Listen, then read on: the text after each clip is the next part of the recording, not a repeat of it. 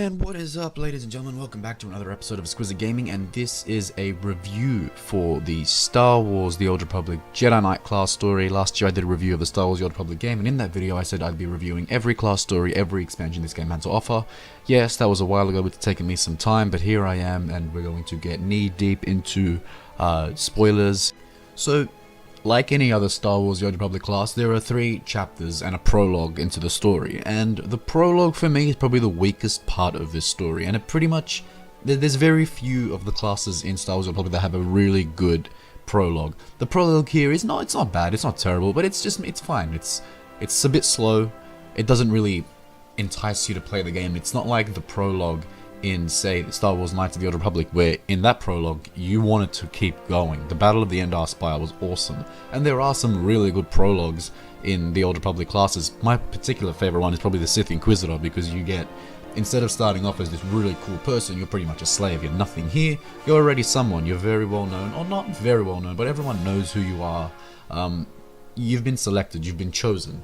Whereas in the Inquisitor's one, you're just a slave. So anyway, the story goes that the Flesh Raiders have begun attacks on Tython, which is like the original Jedi area, Jedi Temple, where the Force was founded or some shit like that in Legends. I'm not too sure about that, I'm not that good and not that deep into the lore, but so far what the story tells us is they're attacking, something's enticing them, and as the story goes, you find out there's a guy called Bengal Moore working for some Sith guy. He was an old apprentice or Padawan of your Jedi Master, August Din, and yeah, it's fine. It's fine. It's enjoyable. It's fine. And then once you finish the first part of the prologue, which is levels 1 to 10 on Tython, you move over to Coruscant, and there it gets a lot more interesting. You get you already meet Kira Carson, which is your future companion, in the first part of the prologue, but you really get to see more of her, and she becomes your companion in the second part of the prologue on Coruscant. There's a lot of stuff with this guy named Dr. Tarnus, which the plot twist unveils that he's actually a Sith Lord, the son of Darth Angral, one of the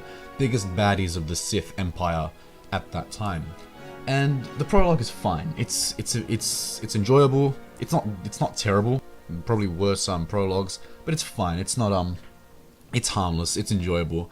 The last part of the prologue, the whole plot twist stuff, sets up nicely for Chapter 1, Strike of the Desolator, the Jedi Knights class story. And Chapter 1 for me is so underrated. I love Chapter 1. It starts off very slow. The whole Taris and Nar Shaddaa stuff did not intrigue me one bit, but once you move over to Tatooine and Alderaan, which is the last 2 planets until the final interlude of the chapter, which is awesome and we'll get to in a sec, for me, those are the great parts. Taris was very slow. Taris, in general, the planet's not very fun unless you're playing on the Empire side, and you get to see what happens to Taris after the Republic try to restore it and reclaim it, and the Empire pretty much demolishes it, which is awesome and so much fun to play.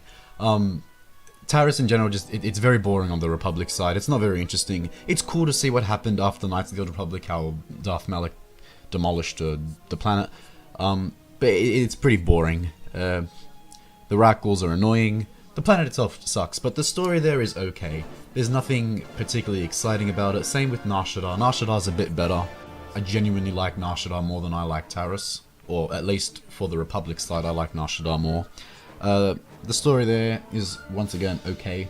It's a bit slow, but once you get to Tatooine, you really get to see what the Jedi Knight story is all about. You get this Sith named Lord Praven, who is an ancient Sith who has this weird philosophy or ideology of how the Jedi are. He's like, you Jedi try to exterminate our people, and that's actually true. During the Great Hyperspace War, the Jedi chased and hunted down the Sith to the edge of the galaxy and tried to wipe them out.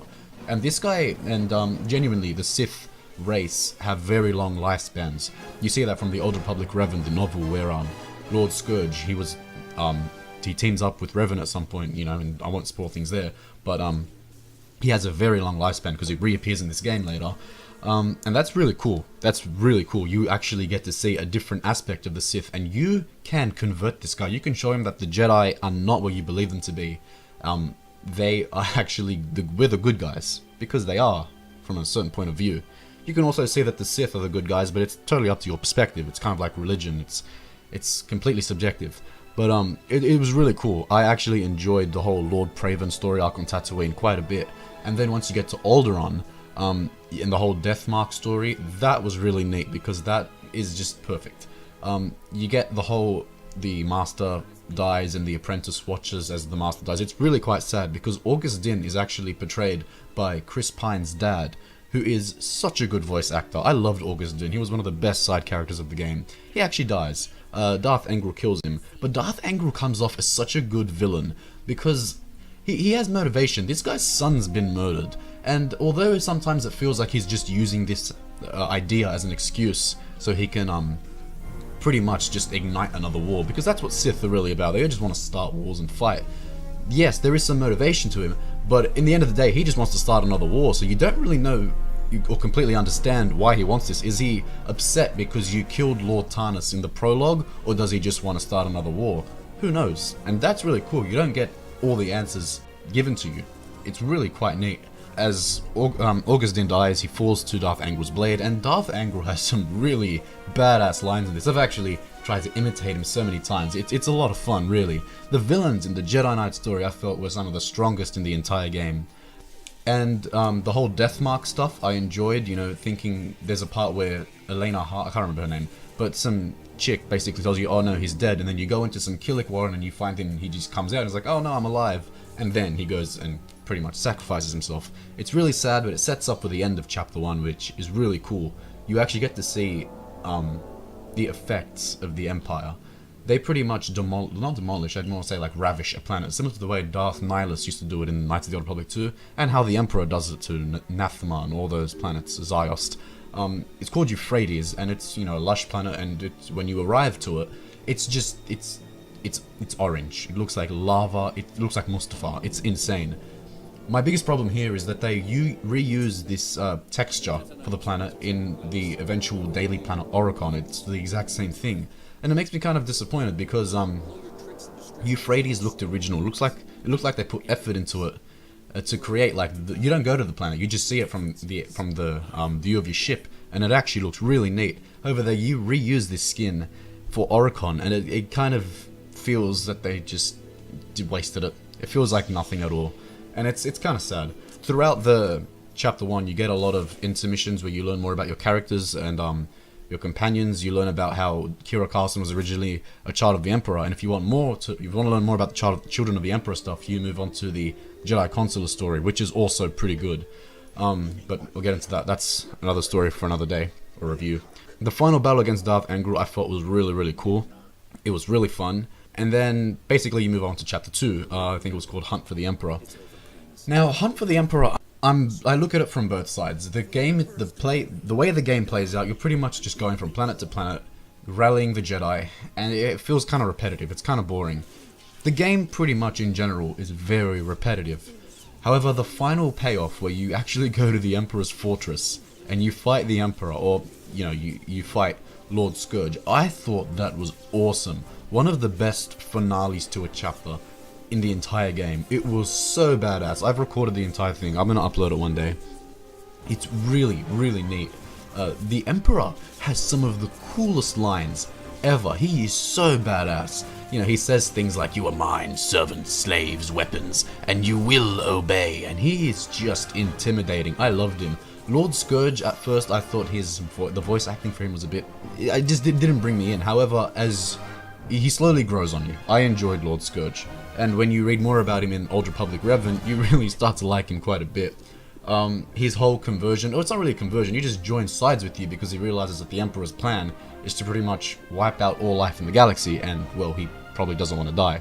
So he does become one of your companions. The companions also are one of the best parts of the Jedi Knight story. Each companion, I feel, has some significance to the story. The only one I felt was just tacked on there because you need 5 companions for each class was Sergeant Rusk. He just was so boring, and I did not like him one bit. Doc had some great humor. Kira Carson is the best romance in the entire game that you can have. Lord Scourge, like I said, is a lot of fun. He's a Sith Lord on your ship. It's pretty neat. And T7 is the trusty droid. He's just awesome.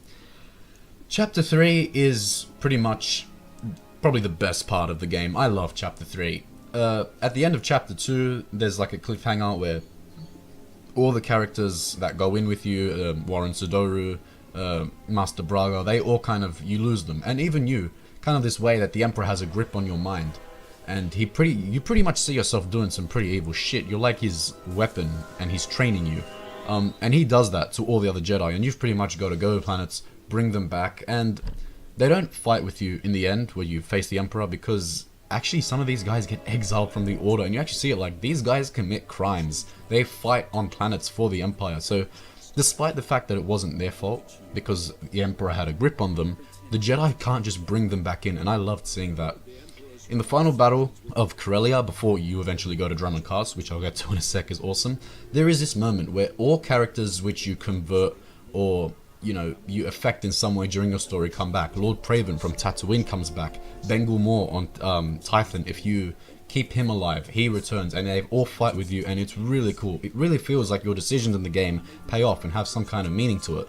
It's really quite awesome. I know I haven't played the dark side part of this. I'm playing through it now. It's not bad, but I enjoy the light side. I feel like the Jedi Knights class was designed to be played light side. I feel that the first companion you get, however, whatever the stuff they like, so for example, the Sith Inquisitor, the first companion you get is Kem Val. He likes complete, total, and utter destruction. It's so fun to do complete, total, and utter destruction as a Sith Inquisitor, whereas a warrior you get Vet. And she's more of that spy, espionage, rebellion against the natural order stuff, kind of like that. And that's still fun too. I feel like that's how the warrior stuff was meant to be played out, because eventually, you know, the whole Darth Barris stuff in the end comes to bite you in the ass if you're just a loyal servant. So it's much cooler to just disobey everything and just go on your own, be your own Sith. And here with T7 being your first companion, I feel that the game was designed to make you a light side. It feels better for me playing as a light side. I know many people will disagree, but for me, light side Jedi Knight works perfectly. And the final battle against the Emperor on Drummond Cast is probably my favorite ending so far, because I've only played about 5. I'm almost finished the Sith Inquisitor. Yeah, it's awesome. You actually get to travel to another planet for an ending, or like an ending of a chapter, which is something you don't do in any of the other missions. You might go to a ship or a place in space, and or maybe just a place on the planet, but you never actually go to another planet. And this planet's Drummond Cast. It's the capital city of the Empire. It's not the exact same Drummond Cast, obviously you can't, but it's kind of like a mirror copy of Drummond Cast. It doesn't have the exact same cutscene when you travel to it, and once you finish you can't actually go back into the phase, but it's always cool to have another planet on your galaxy map, or at least it is for me. And yeah, so whether the Emperor dies or not, I'm not going to spoil that.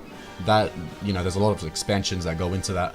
I like the Emperor. I thought he was an awesome villain. He was badass. Yeah, his motives are a bit lacking, because, you know, he pretty much just wants to destroy the universe.